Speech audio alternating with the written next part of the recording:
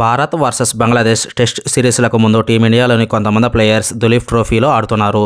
తొలి రోజు ఆటలోనే చాలామంది పెద్ద హీరోలు ఫెయిల్ అయ్యారు. కొంతమంది యువ ప్లేయర్స్ బాగా రాణించారు. మరికొందరు వెటరన్ ప్లేయర్స్ అపజయం పాలయ్యారు.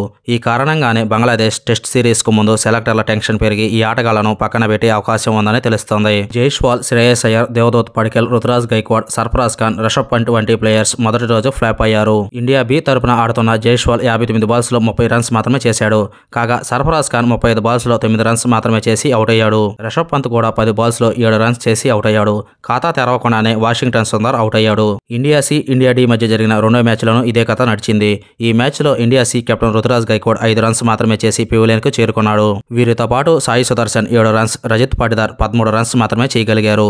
అదే మ్యాచ్లో 16 బాల్స్లో 9 రన్స్ మాత్రమే చేసిన India D captain Shreyas Iyer కూడా అవుట్ అయ్యాడు. దేవదత్ పడిక్కల్ కూడా 4 బాల్స్ ఆడిన తర్వాత ఖాతా తెరవకుండానే అవుట్ అయ్యాడు. అక్షర్ పటేల్ మాత్రం 86 రన్స్ అద్భుతమైన ఇన్నింగ్స్ ఆడాడు. ఫస్ట్ డే ఫ్లాప్ అయిన చాలా మంది ప్లేయర్స్ త్వరలో జరగనున్న బంగ్లాదేశ్ టెస్ట్ సిరీస్కు ఎంపికయ్యే అవకాశం ఉంది. అయితే శ్రేయస్ అయ్యర్, సర్ఫరాజ్ ఖాన్ లాంటి ప్లేయర్స్ తప్పుకునే అవకాశం ఉంది. శ్రేయస్ అయ్యర్ భారత జట్టుకు ఫ్లాప్ అయ్యాడు. ఇప్పుడు శ్రేయస్ అయ్యర్ దేశీయంగా కూడా ఫ్లాప్ అవుతున్నాడు.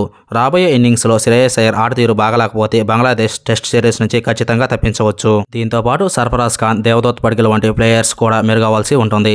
సెప్టెంబర్ 19 నుంచి భారత్, బంగ్లాదేశ్ మధ్య 2 మ్యాచ్ల టెస్ట్ సిరీస్ జరగనున్న సంగతి తెలిసిందే. దీనికి సంబంధించిన టీంను త్వరలోనే ప్రకటించనున్నారు. హాయ్ క్రికెట్ లవర్స్, ఈ వీడియో కానీ నచ్చితే ఒక లైక్ చేయడం మాత్రం మర్చిపోకండి. అలాగే ఈ వీడియో చూశాక మీ అభిప్రాయాన్ని కామెంట్ రూపంలో తెలియజేయండి.